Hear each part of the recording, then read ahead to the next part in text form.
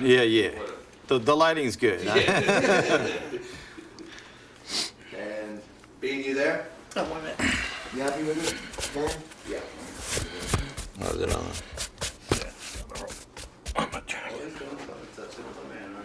Okay. We know about you, buddy. They're not in any kind of chronological order necessarily. Right. Some of the questions are redundant. So it's just gonna be conversational then? I mean, Yeah. okay, so I can just kind of go on. Yep. I don't want if I start getting too far off the subject, just let me know. That's okay. I tend to chatter a lot, you know.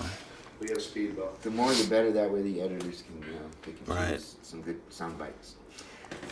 Okay, Johnny. First of all, thank you very much for taking the time for this interview. Okay, Appreciate it very much. you're welcome. Johnny, why are there so many Elvis impersonators, do you think? Why are there so many Elvis impersonators? That's a good question. Actually, I think it's because they're, number one, most of the ones I know are fans first, and they love Elvis's music. And with the widespread of karaoke and ability of people that are able to sing music in their homes, in a nightclub, or even a family gathering or whatever, people love singing the Elvis music. And if they have a decent voice, and they might just kind of get into the whole thing, with the whole impersonation. There's contests all over the country and all over the world. So a lot of people say, hey, you've been doing this karaoke thing for a while, why not get into a contest? And then from that, they may start trying to build a career out of it. So I think that's why there's so many Elvis impersonators today. What is it about Elvis that made you want to be an Elvis impersonator? Let's see, what made me want to be an Elvis impersonator about Elvis? I grew up singing his music and singing gospel music in church. And while I was singing in church, my mom would always look at me and say, Johnny, stop singing like Elvis. You sound like Elvis.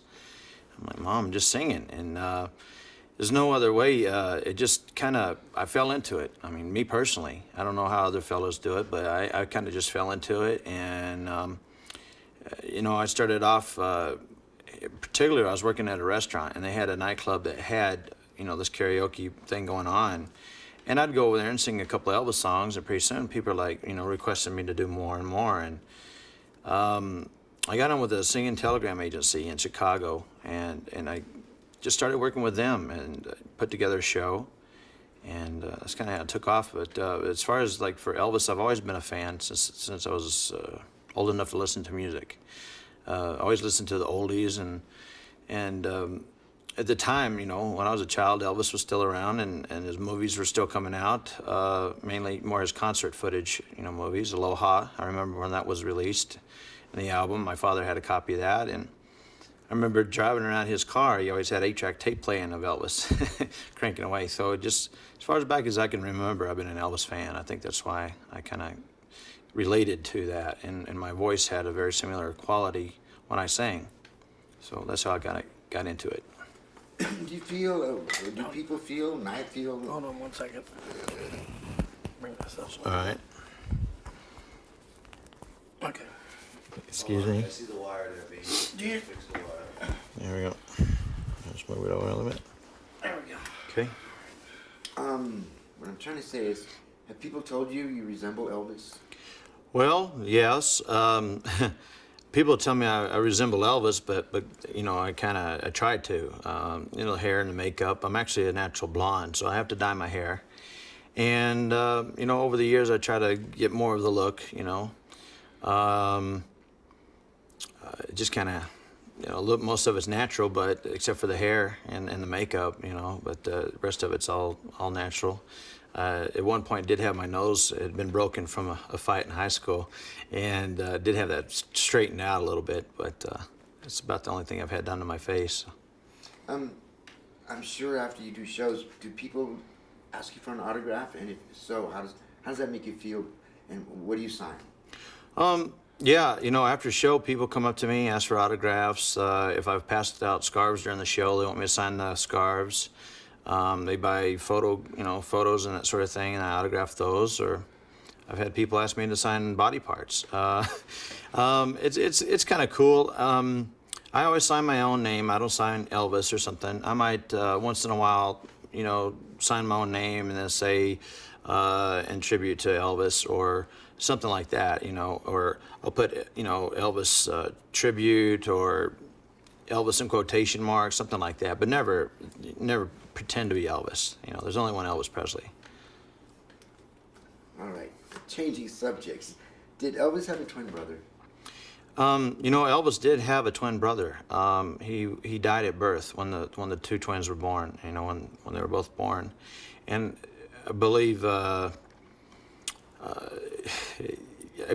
identical twins actually. So you know, I guess, you know, if they'd had hospitals at the time, or the kids had been born at a hospital instead of a shotgun shack, they might have had a chance of surviving. I don't know the situation. I just know that he passed away at birth.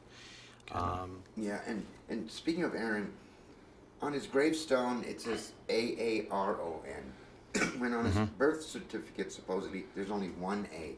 Do you know why Elvis made the change and wanted two A's in his middle name? So you're saying that on the gravestone is AARON? Honestly, I don't know. I mean, it could have been the engravers, you know, that whoever engraved it could have just put in a typo and not realized it, just because that is the typical spelling of it. That could have been what it was. It could have been the family that did it, but I really don't know about that one. Okay. Are you familiar? Well, after Elvis's twin brother died, how did that impact Elvis's life? Do we know? Well, he never really knew his twin brother, so I really don't know how that affected his life. I'm sure it affected his mother and the way she treated Elvis, and you know, I'm sure it was a really horrible thing for a mother to lose a child at birth like that, and so I'm sure she really coddled Elvis, you know, and everybody knows he had a very close relationship with his mother, and I'm sure that did have some effect to the way he was raised. That was good. Was Elvis ever told to stick to driving a truck, and because he'll never make it as a singer? Was Elvis ever told to stick to driving a truck because he'd never make it as a singer? You know, it wouldn't surprise me, but back then, people had never even heard of him, and his voice and his style of singing was probably pretty foreign. You know, it kind of reminds me of the time, you know, like Garth Brooks always says, "I never liked my voice. I don't understand why anybody else ever did." But, you know, everybody hears something differently, you know, and same thing with Elvis, you know. Maybe some people don't like his voice, some people do. A lot of people do, actually. But at the time, maybe they thought, this cat's kind of crazy. And his style of music is just not my cup of tea. But yeah, that could have happened. Okay, it's been said that Elvis got his big break by recording songs for his mother at Sun Records. How true is that story? Well, you know, as far as I know about Elvis going into Sun Records and recording My Happiness was the song. I believe at the time it was a hit for Dean Martin, actually, you know, or maybe had been previous years before, and Dean Martin actually was Elvis's favorite singer. And he went and recorded this. Now, I've heard two stories. I've heard he went in there to record it for his mother, number one, and maybe he did. And the other one is that he went in there to actually do a demo, hoping that maybe somebody would sign him to a record deal if, you know, down the line one day. So there could be truth to both of those stories. You know, he could have said, "Hey, I'm going to go record this for my mom," and hey, why not? You know, see if I can get it to a record company, see if they were interested in him. So, what were the first songs that he recorded? Do you know? Well, that first one was My Happiness, and then you know, I think about 9 to 10 months later, they brought him back. They had remembered him from that original recording. And they're looking for a fresh new sound, somebody that was white, that had kind of a black soulful voice, and that kind of gospel blues sound to their voice. And so they remembered him having that deepness and that kind of range, and so they brought him back. And I'm not sure exactly the first couple of songs. I know the very first song that was a hit for him was "That's All Right, Mama," or sometimes he would call it "That's All Right, Little Mama." I was just going to ask you. Hang on. Bean, you gotta take that thing down. They asked, how did Sam Phillips feel about his recordings? You know who Sam Phillips is? Yeah. Well, you know, I don't know how Sam Phillips felt about his recordings. I really don't. Obviously, he felt there was something there. when he brought Elvis back after the first, initial demo he had made. I know that, not only the movies I've seen, but also the books I've read and that sort of thing too, that, originally they wanted him to record some country style music, and he kept wanting to add a little more kind of rhythm and blues sound to it. And that's, they kind of took some of these things that were kind of dry to him, and he had a little more bop to it, a little more bluesy kind of sound to it. And, I think that's when they realized that they had something there. What was Elvis's first hit, and how did the audiences respond? Well, when you asked me about his first hit, I guess his first hit would have been "That's All Right, Mama," because that was what really made him in Memphis. With Dewey Phillips and his radio show, they played that, and they get constant requests for that. That's really what put him on the map. His first #1 hit was, I believe it was "Heartbreak Hotel." So, I mean, I don't know which one you're asking about, whether it be "That's All Right, Little Mama" or "Heartbreak Hotel." Whichever one you think you remember is fine. Whichever one I remember. Yeah, and you already answered that question. Yeah. So, moving on. Why did the Ed Sullivan Show censor his third appearance? Well, the reason I think that Ed Sullivan censored his third appearance was the fact he had been moving before, kind of dancing to the music and bopping to the music. And here's a fun little story is I have a friend of mine named Kay Wheeler, who happened to be Elvis's very first fan club president. She had contacted him out of Dallas. He was coming to Dallas to do a show, and she'd heard about it, and she'd already heard his music and fell in love with him. And she contacted the radio station asking if there's any other, fan clubs for him that she could join and participate in his upcoming concert. And they said, no, there's not one.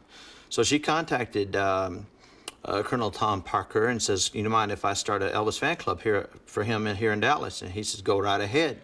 Well, they advertised on the radio, and in particular, the radio station was not real big Elvis fans. They would play his music, but the particular DJ was not an Elvis fan.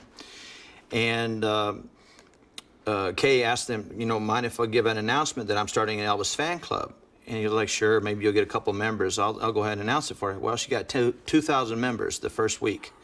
And so by the time Elvis got to his show in Dallas, it was completely sold out, and they had to move it to a bigger venue.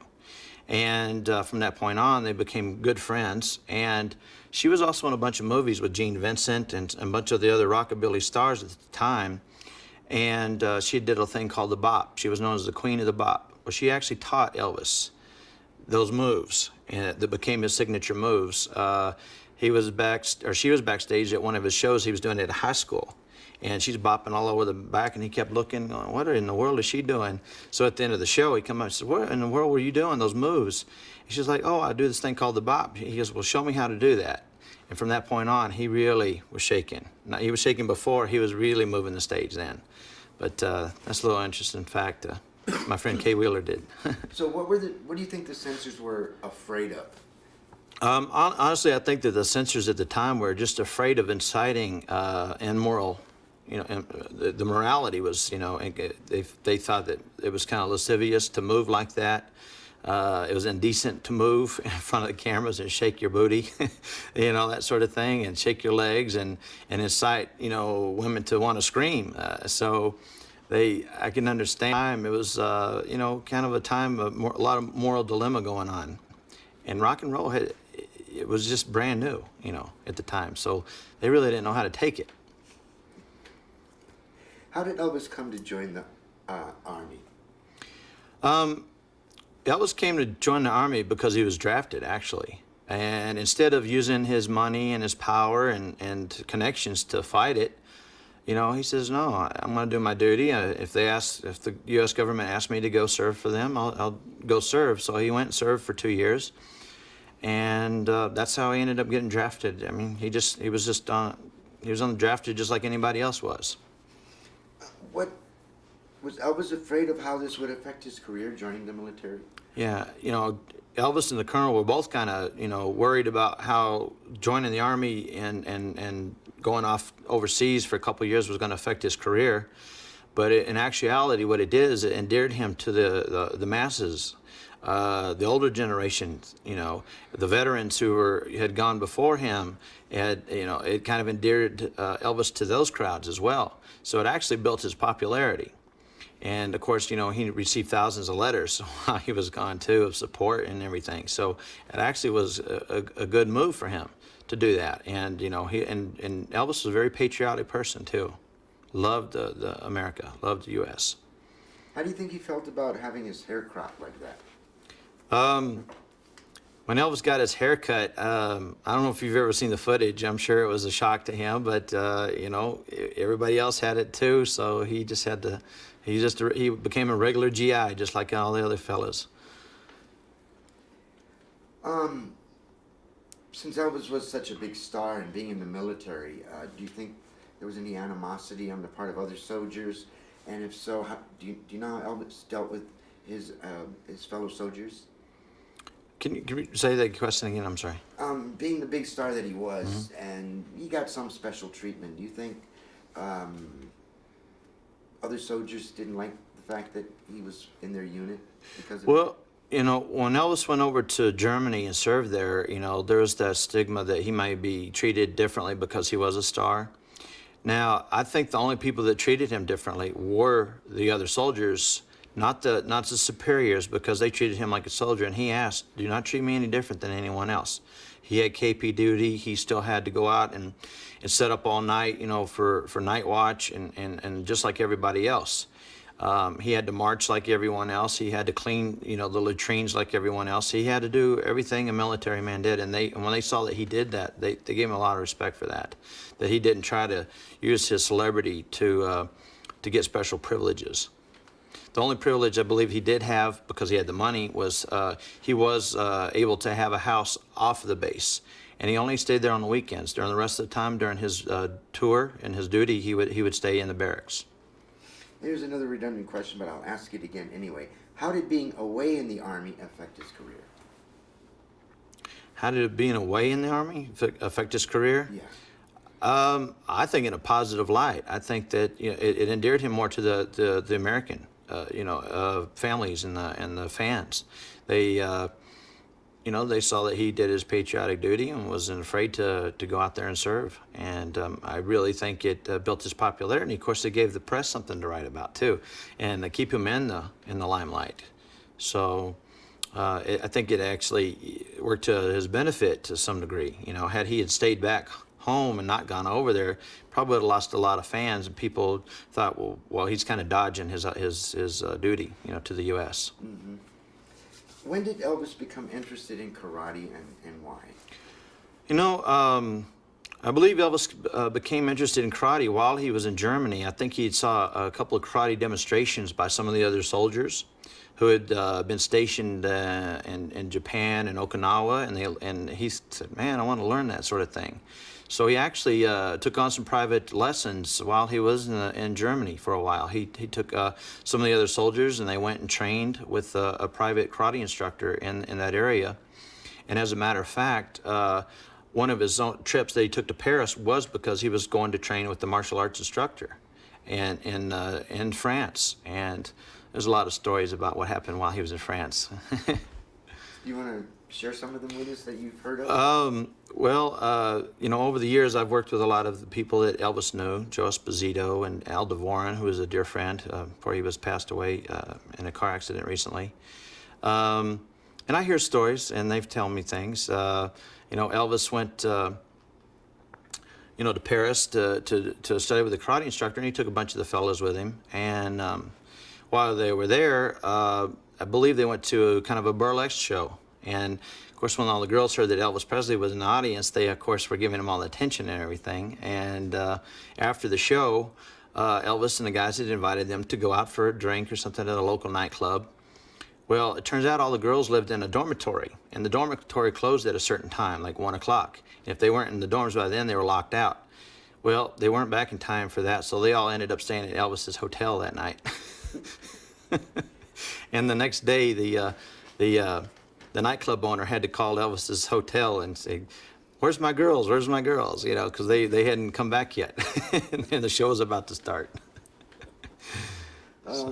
As far as karate goes, was Elvis any good at it?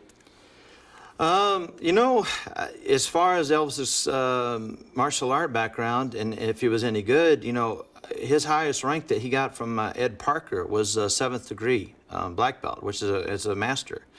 Almost grandmaster level. Grandmaster's 8th and above.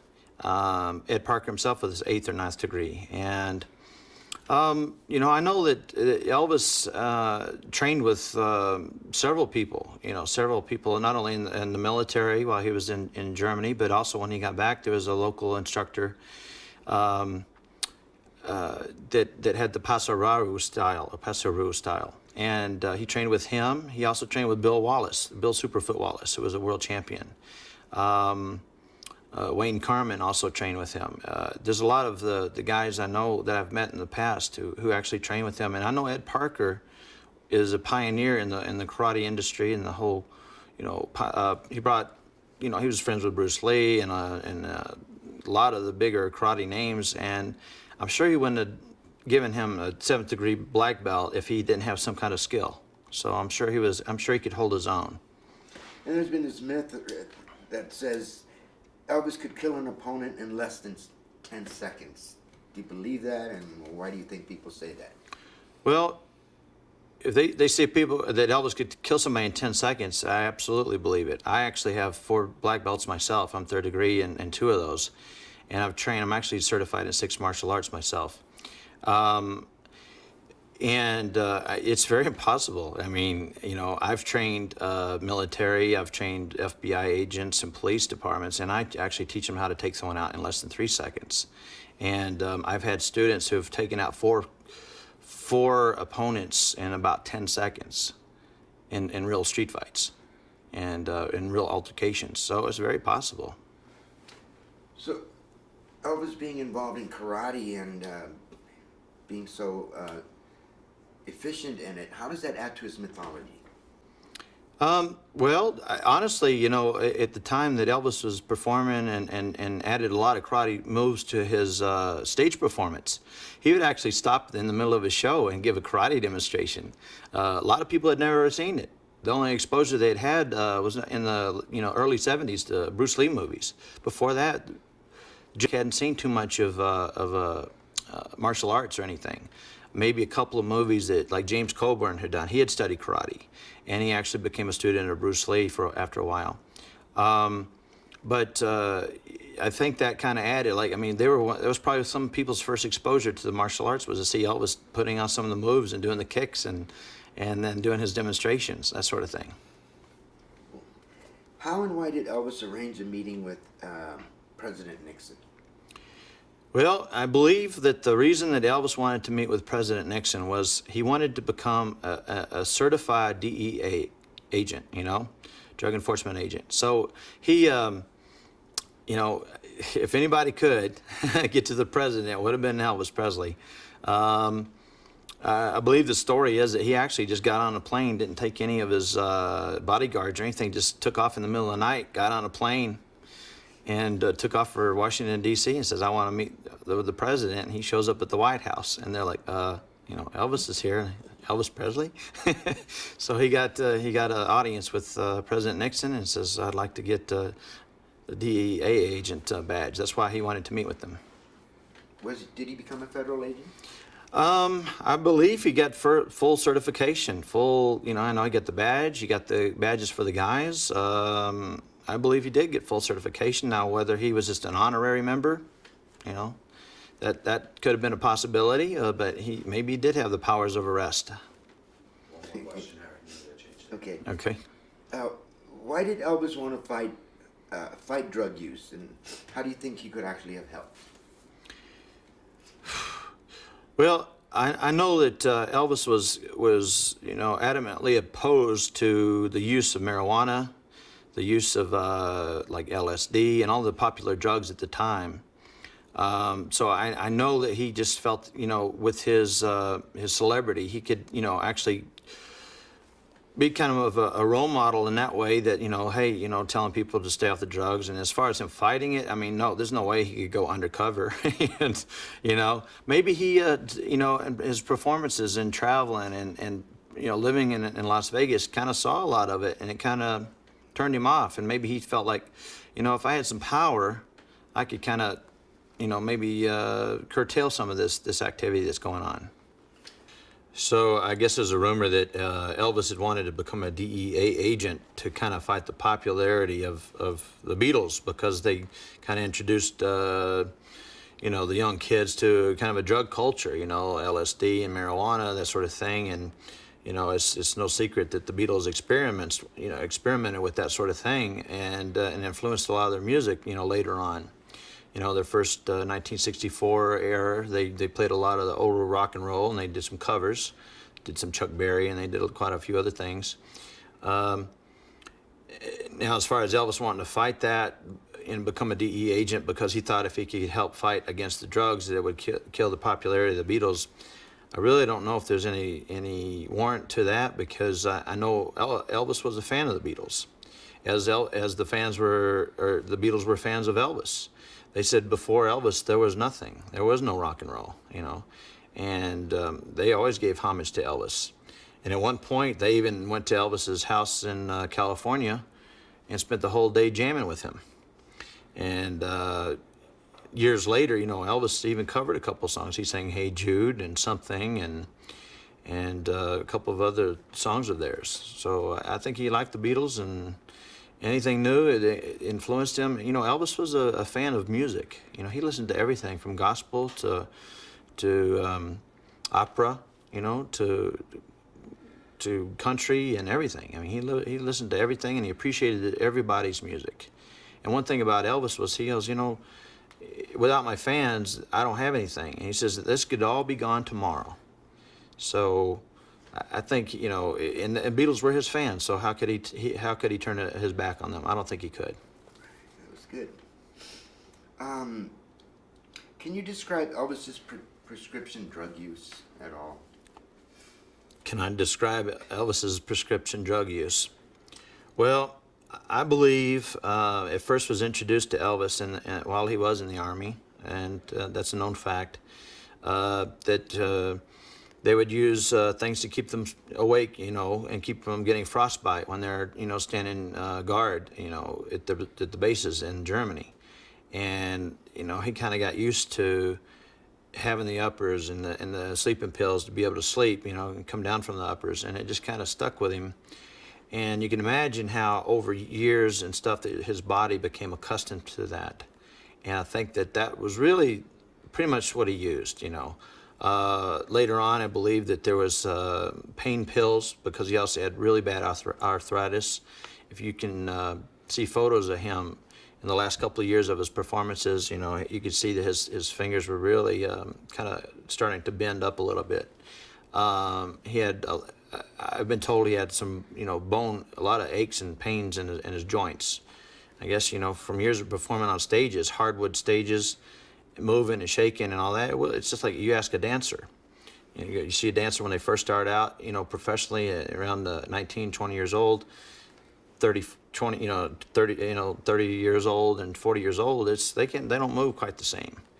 And I'm sure that had affected Elvis's, ligaments and his bones, and so he got more involved into the painkillers and pain relievers. And a lot of the muscle relaxants and stuff, they also kind of slow down your digestive system too, which caused a lot of the bloating. And then also he was on steroids for the pain that he was in from his arthritis in the joints. Who was Dr. Nick? I don't know Dr. Nick's full name, but Dr. Nick was his personal physician who was on call, and he would make house calls so Elvis didn't have to go out, which was very difficult for Elvis to leave the gates of Graceland when he was home. Fans, if he wanted to go to a movie theater, he had to, after it was closed, rent it out so that he and the guys could go watch a movie. Otherwise, the fans would mob them. But Dr. Nick was his personal physician that would come and visit him and check on him at his home. Some people blame him for getting him addicted and not getting him off the pills. How do you feel about that? Well, some people blame Dr. Nick for not being able to, wean him off the drugs. But here's the situation that I've been told is how do you stop a man from hurting himself? How can you keep someone like Elvis Presley, who's got a lot of power, a lot of friends, and a lot of money, from getting the things that he feels he needs and wants? If Dr. Nick wouldn't give him prescriptions or help, him obtain what he wanted, and he didn't a lot of times. I mean, most of the time, he tried to deny him, and if that didn't work, he would give him a lesser prescription, or he would even give him sugar pills. And if Elvis didn't feel the effects, he'd go to another doctor, or he'd send somebody else and get it, So someone like Elvis Presley, very hard to keep down, If he wanted something bad enough, he would get it. To your recollection, how and when did Elvis die? Well, I remember the day Elvis died. It was, August 16th, 1977. I was out with my family in Biloxi, Mississippi, where Elvis used to actually vacation earlier, like in the late 50s and that sort of thing. And I came in from the beach with my family, turned on the television, and heard that Elvis Presley had died. And I flipped all the channels, and it was everywhere. And so that was where, that was when he died, and it just, I think the whole nation mourned for him at that point. I called my father and my stepmother in the next room, and I told them, turn on the television, Elvis has died. And my stepmother says, that's not even funny. She thought I was joking. I said, no, turn on the television. You heard her turn on the television, then you heard a scream from the next door, just screaming and crying, because we were all Elvis fans. And I think the thing about Elvis, I think everybody felt he was part of their family. So how do you think the nation reacted? Exactly. I think the nation reacted as though they lost a family member, somebody very close to them. Through all the years of seeing Elvis in the movies and listen to his songs over and over, and Elvis had a super quality about his ability to sing a song, and they say that it went from his head through his heart and then out his mouth each song, and that's very true. When you listen to any Elvis song, you feel that he's really singing it and really felt the words before he actually sang the words. And I think that's how he was able to touch so many fans and have so many fans. Why do so many people think that he's still alive? Honestly, I don't know why there's people that think he's still alive. All of the Memphis Mafia members that I know and have met and worked with, from Sonny and Joe Esposito and Al DeVorn, they said, if Elvis was alive, he would still be on stage. He loved his fans. He loved to perform, and he loved to sing. And if he was alive, there's no way you could keep him down. He would not just fake his death and disappear and live on a Hawaiian island someplace. There's just no way he could do that. What would you tell someone that if they ask you, Elvis is still alive, isn't he? What would you tell them? What I just told you, I would tell, if someone asked me if Elvis is alive, I'd say no way. I mean, he loved his fans too much. He loved his family. I actually met his Uncle Vester before he passed away, and they all mourned him when he died. It's, if there's just no way that Elvis is hiding out someplace. He loved his fans too much, and he loved his family too much to do that to him. Very well put. What are some of the conspiracy theories surrounding Elvis's life and his death that you've heard over the years? What are some of the myths I've heard over the years about Elvis? Well, the ones where he is, living in Hawaii or Michigan somewhere working at a Burger King, or been, Elvis sightings and that sort of thing. Just not true.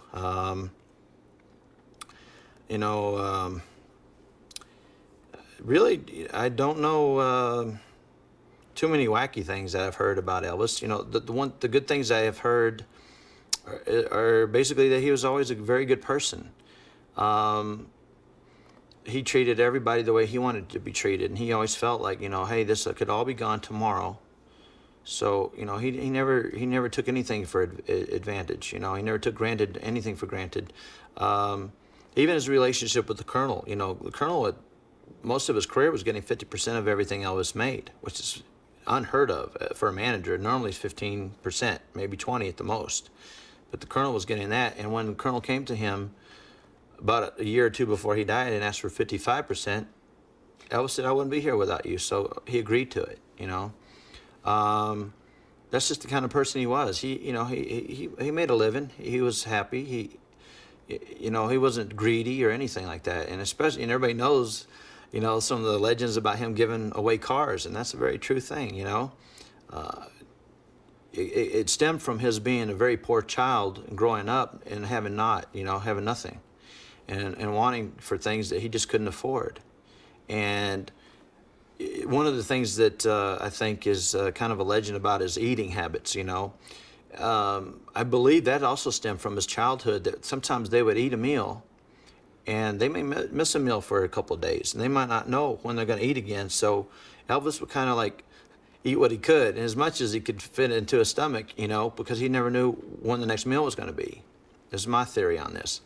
And so he kind of kept that up as he got older, And, they say that he could put away a few hamburgers and shakes and fries, And again, too, back in the 50s, that was just coming out. It really hadn't been, it was a popular food. It was very quick to get. You could go out to a malt shop and grab one of those, or a diner, and I think that's why he ate like he did. He was just kind of used to not having a whole lot, and then when he did get it, he said, "I better take advantage of this and just eat as much as I can, because I don't know when my next meal is." I think that kind of mentality stuck with him through his years, and when his metabolism slowed down, that had a lot to do with the weight gain, that sort of thing. Say it again. How does the belief that Elvis is still alive tie into the public's fascination with Elvis impersonators? How does the belief that Elvis is still alive tie into the fascination with Elvis impersonators? I honestly don't know that many people that believe he's still alive. Very few people, believe that anymore. Maybe 10 years ago, maybe 25 years ago, 30 years ago, when he passed away, they didn't want to believe he was dead.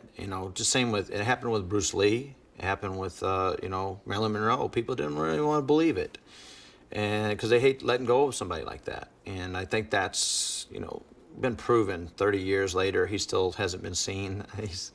I think that myth has kind of been established, that is strictly just a myth. So maybe the way that they want to hear it is because people are saying Elvis is alive, and obviously he isn't, having an impersonator there sort of brings him back for them. When people go to the impersonation shows, or they go to a tribute show, a lot of us like to be called Elvis tribute artists, because we do our tribute to Elvis, and we try to do it as a reference because we are fans of Elvis first and foremost. What I tried to do, and I know many other guys try to do, is just get a glimpse, or give somebody a glimpse of what it was like to be at an Elvis concert, whether it be the style, the look, the moves, and the voice, or a combination of all of those things. We want people to feel like that's what it was like to see Elvis. That's part of the magic that he left behind. And I think that's what we try to do, is recreate some of that magic that Elvis left behind with his music and his style and his attitude towards life and his fellow human being, that sort of thing. So when I perform, I try to leave people with that feeling that they just saw a little glimpse of what Elvis was like on stage. That was an awesome answer. That was nice. I know they're going to use that whole piece. You want me to roll on it? Oh. Okay, we already went through the Aaron thing, right? Yeah. His middle name, Aaron, is misspelled Aaron on his gravestone. And what was the significance of this? I think you already answered that. Yeah, I already did that one. And I already asked you that. What was Elvis's career like before he died, and how did dying change that? Elvis's career, what? Yeah. In other words, what I think they want to know is, what was Elvis's career like before he died? How was he doing? Was he doing good, or was he on his way out? Okay, all right. I kind of got an idea. The thing about Elvis's passing away and how it has changed, before Elvis passed away, like I said, a lot of his money was going to the Colonel. Elvis had kind of gotten into a groove of giving away a lot of money. not only to charities, but also people that worked for him and friends, and just helping people out. And I think that's why he was so, endeared by so many, was because he just helped everybody he could. But after a while, when he passed away, he only had $2 or $3 million left in the bank. And you would think that it would have been hundreds of millions because of all the records he sold. But a lot of the money was given away or spent on charities and that sort of thing. And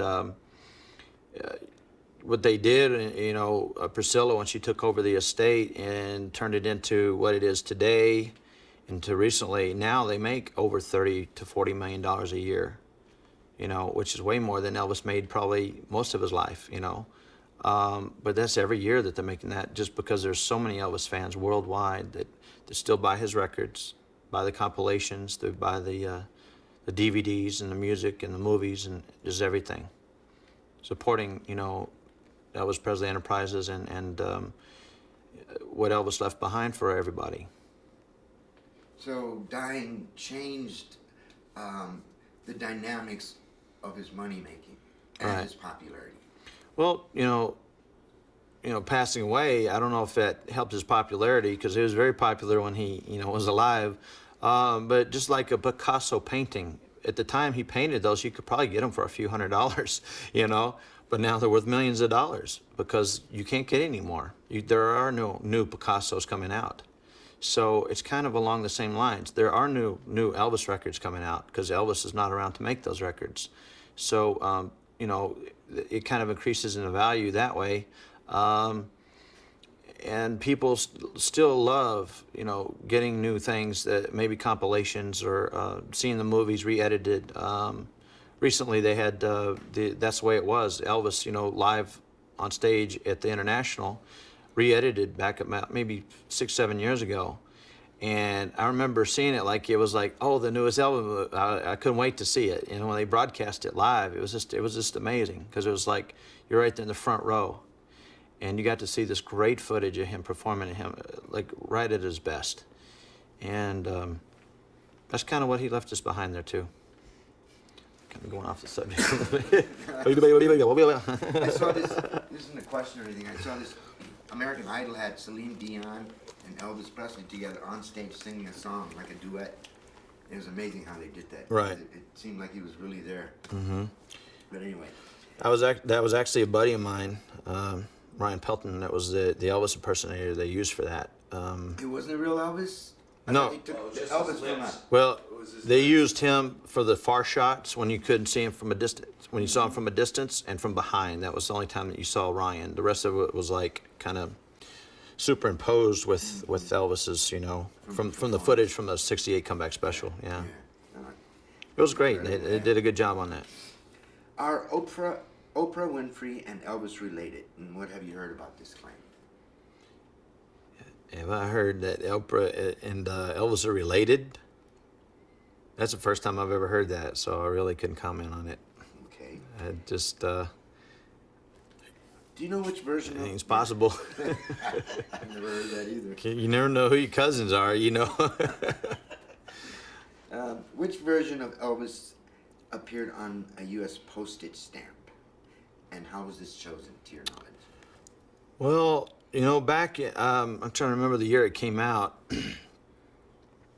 I know it was in the mid-'90s that Elvis, the new postage stamp came out and was released, and they chose, I remember they had a choice of a 1950s picture, 1968 in the leather, and then 1970s in white jumpsuit with American Eagle. And for some reason, I guess because people want to remember Elvis as that young boy from Memphis, Tennessee that started out and was so humble and talented, that's why they chose the stamp from the 1950s, to represent Elvis. And that was the one that they mass produced and sold. I believe that's why they did that. Okay, yeah, it was the 1950s era. There's a couple of general questions, like, why do they call Elvis Presley the king? Well, why do they call Elvis Presley the king? It's actually kind of a good question about it. Elvis was the very first. I mean, back in the day when Elvis came out with rock and roll, before the term was used, he was known as the Hillbilly Cat. You know, and he even said that his style of music was a mix of gospel, rhythm, and blues. And, you know, he also did country and everything else. But I think the reason he was called the king was he was one of the first artists to cross over in all genres, from rhythm and blues, or R&B, or, you know, gospel and country music. And he was kind of the king of all of those. So in a way, you know, just like Howard Stern calls himself king of media, or now whatever, for whatever reason that is. But he, you know, because, you know, Elvis, no matter what media he did, whether it was the movies even, you know, he was a draw. He was the #1 draw, the #1. No matter what Elvis movie it was, good or bad, it still sold out. You know, they still made money off of these things. He was definitely the king in that regard. So whether it be he's recording country music or gospel music or rhythm and blues or rock and roll, he was definitely the king. Do you think he liked that title? You know, it's funny because Elvis he would come out on stage and, you know, being the humble person he was, when people called him the king, he says, "Don't call me the king. There's only one king, and that's Jesus Christ." And then he goes, that's the king. So he was very humble about that whole title. Nice. Why did Elvis start making movies, you think? Why did Elvis start making movies? Well, basically, Elvis had a love for the movies. Elvis wanted to be an actor. He wanted to be a James Dean. He wanted to be Cary Grant. He loved all those things. He loved going to the movies. And he always wanted to be an actor. He wanted to be taken, you know, as a serious actor when he did start making movies. And if you look at the first 3 or 4 movies he made, he had a little more say-so in what was going on. His first movie was Love Me Tender, originally called The Reno Brothers, but they thought, we have Elvis Presley in here, and his #1 hit is Love Me Tender. Let's call it Love Me Tender. It was his first attempt at acting, and, you know, and you could tell he was new at it, but he did a great job. Every character he did, you could believe he was that character. And that's important as an actor. His next few movies were King Creole and Loving You, and they were very good roles, very juicy, and Jailhouse Rock, you know, it's classic, you know, and he got a lot of chance to play a convict in there that was, you know, hot-headed and that sort of stuff throughout the movie, who kind of warms up to the girl and becomes something overnight, you know, as a singing sensation and all that, kind of related to his life. I think from that movie on, they thought, let's give him that formula again. It worked so well for Jailhouse Rock, let's do that again. Let's add a lot of music to the thing. And that's kind of got into a whole nother genre of music, you know, movies.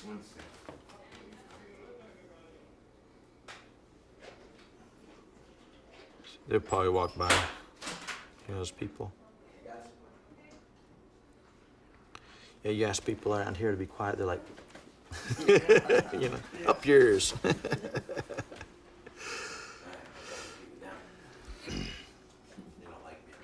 Oh. Still speeding? Still speed. When and why did Elvis buy Graceland? When and why did Elvis buy Graceland? Well, at the time that Elvis bought Graceland, he was living just actually around the corner from it, not far from this, on a street called Audubon. It was a smaller house, I think 3 or 4 bedroom, 1-level ranch, you know, he had moved his family into when he first started making money. And I believe he kept driving past this big, nice house that a doctor owned with all this beautiful land. And, you know, when he got to the point where he was making enough money and found out it was for sale, he wanted to put his family and his parents in a place where they could live comfortably, you know, and they could all be together and have plenty of room and have room for friends and family to come and visit. So I believe he actually purchased Graceland for about $100,000 back in the day. Now it'd be priceless. You couldn't even imagine what it would cost you to own Graceland if you could, you know. But I think that's why he wanted a place to call home, that he could have all his friends and family around him. How did Elvis change rock and roll? How did Elvis change rock and roll?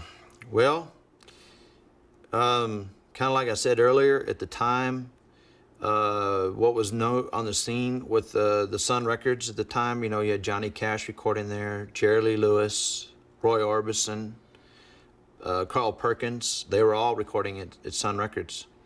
And rock and roll was just the brand new baby. It was a kind of an off-breed, just like, you know, like rap and R&B, you know, kind of mixed together and became its own entity after, you know, Motown. It's kind of like, you know, I'd say the R&B and rap and that sort of thing are kind of the babies of Motown, you know, and that sort of thing. I might be wrong, but rock and roll was the baby of, like I said, gospel rhythm and blues. And the influences he had, why is he different? Because he was the first, you know, one to actually do it and record it into that kind of style. You know, and his version of Blue Suede Shoes even was different than Carl Perkins, and Carl Perkins is the one that wrote it, you know. Elvis had a way of just taking somebody's song and making it his own, and that was very unique, you know, very unique style. And that's it's just like taking somebody's book and rewriting it, I guess. Not plagiarism, but I'm just saying, making it his own style, you know. And that was the beauty of what Elvis did with rock and roll, and that's how he was. You know, he was the forerunner of rock and roll. You got 2 minutes left, Howard. Okay, some would say there was no rock and roll before Elvis. Your response to that? You know, people say there was no rock and roll before Elvis. Rock and roll was really in its infancy. There was styles of rock and roll. Like I said, there was what's known as hillbilly, you know, hillbilly music.